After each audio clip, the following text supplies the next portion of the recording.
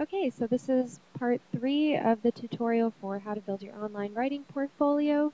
We're now on the part where we're selecting our theme. If you go into here, you can start to see there's a lot of variety, a lot of different designs that you can choose from, and you can alter these up a little bit when you go into other pages, but for the most part what you pick here is going to be what you're set with once you've created your page. So spend some time in here, take a look at these, take a look at the previews, really try and play around with it and see if you would really like to keep this particular template. So this one is one where you might spend some considerable time, or if you know what you want, you might go right in and find it and use that. Now the next part is about your privacy settings. This is really important. I would say go into more options where you can write a short site description. So my writing portfolio during my time at the University of Hawaii or Honolulu Community College, either one.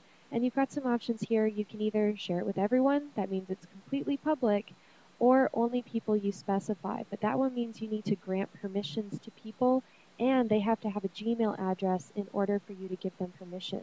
So this one can be kind of funky.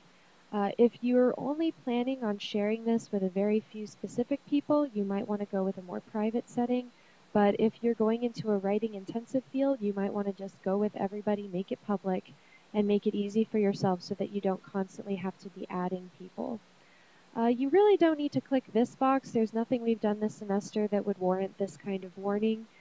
Basically, all that would pop up is a little warning that says that the material is 18 plus years. But I haven't seen any research papers this semester that would count under this particular classification. And then this, of course, you have to enter your code to make your page.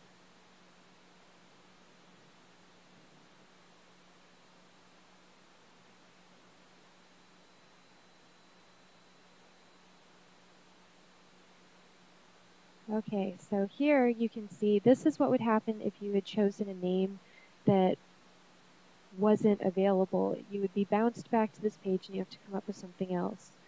So I'm going to go with UHM HCC sample. You can see here it's going to pop right up in your URL, so that's going to be part of your address.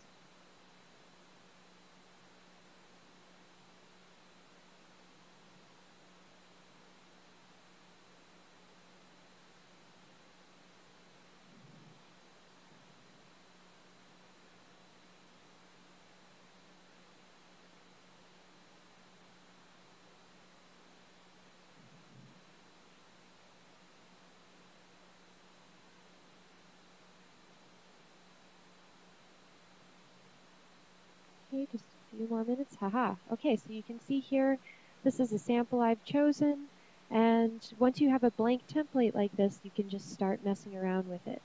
So join me in tutorial number 4 when we'll be going over editing tools, which can be found by clicking here. So if you click here, you'll see this message, loading editor. And once it loads, this is going to be really familiar to most of the word processing programs you've probably used in the past. So we'll go over these tools in more depth in part 4.